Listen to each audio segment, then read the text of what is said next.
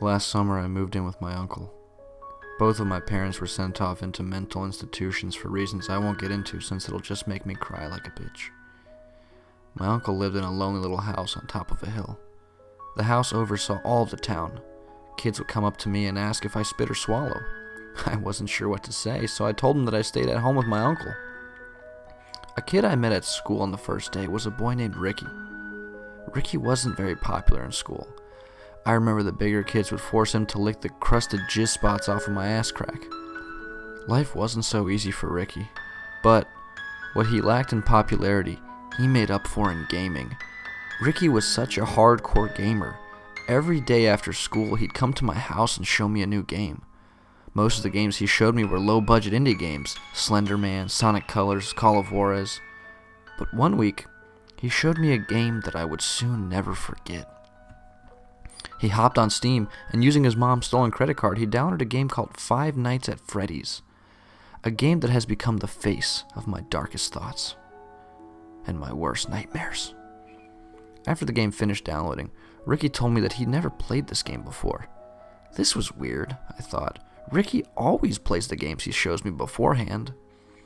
I didn't think much of it, and before I knew it, we were playing the game. The game was about being a stinky, lower-class night shift security guard at a local Long John Silver's. You had to make sure that the animatronics weren't acting like flamboyant firemen at an all-you-can-eat ass buffet. The game wasn't very difficult for us.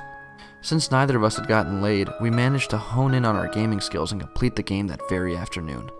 It pays to be a gamer, huh, guys? By the time we finished the game, my uncle started drinking again, meaning that Ricky had to go home. Otherwise, the both of us would be in for a mean beating. As I made my way into bed, I heard a loud screaming from down the street. It sounded like Ricky. I went to my uncle to see if he heard it, but he was passed out drunk on the couch, piss dripping down his Wrangler jeans. My curiosity got the best of me, as I was now running outside to see what the screaming was all about. Just as I feared, it was my best friend Ricky. He was lying dead on the street, with a note on him that read, "You're next." At this point, my butt cheeks became narrow. My best friend was dead? And I'm next? I ran back inside the house and booted up my computer. When the computer started up, Five Nights at Freddy Cheeseburger was on. Why is this game on, I thought. I tried to quit out of it, but it was no use. The game was demanding that I play it. So, I gave in to its demands, and within seconds, the first night had begun. That sexy bitch Chica kept on peeking that little ass in my security room.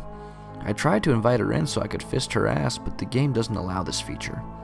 The sneaky fox came in too, and after that, the stupid bunny with his big gay ears peered his faggot face at me too. Now, I had all three of those asswipes looking right at me, staring into my soul. I noticed that we were forgetting somebody. Freddy Buttbear himself. "Where's your leader?" I said, with passion working like a piston in my chest. A loud fart was heard, and then a deep, robotic voice behind me said, "I'm right here." I pooped my pants. Since that night, I moved in with my aunt in St. Clair, Michigan. I never told anybody about that night. I don't remember much. After I heard him say, "I'm right here," and I released poop down my pants, not much can really be remembered after that. All I remember is running down the street with my pants filled with warm diarrhea. Today is the anniversary of the death of my good friend Ricky, and the anniversary of what happened to me that night. I thought I'd celebrate this by playing Five Nights at Freddy's 2. What's the worst that could happen, right?